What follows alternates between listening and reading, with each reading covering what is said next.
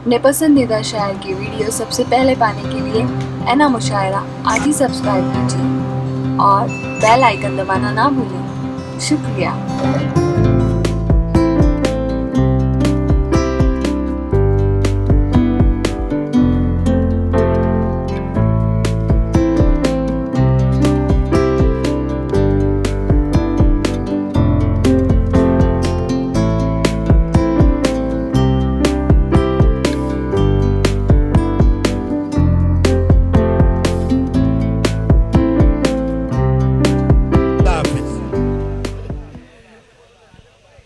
जनाब सैयद नसीम साहब से दरख्वास्त करता हूँ, आप इख्तितामी खिताब फरमा दीजिए। चली है नसीमे सहर धीरे धीरे, गुलों पे करेगी असर धीरे धीरे। भाई उजड़ती महफिल में आपने हमको बुलाया है तो मुझे इज्जत दी है कि मुझे जिल्लत दी है।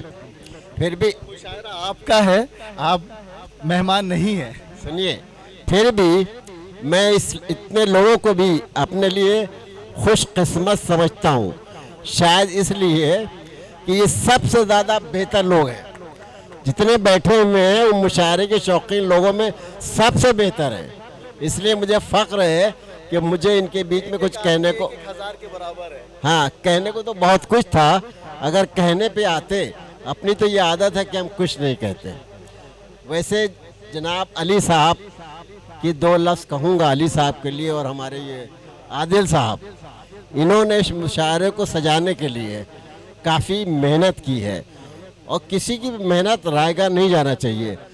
खैर मुशायरा अच्छा हुआ, बेहतरीन हुआ, कोई कमी नहीं।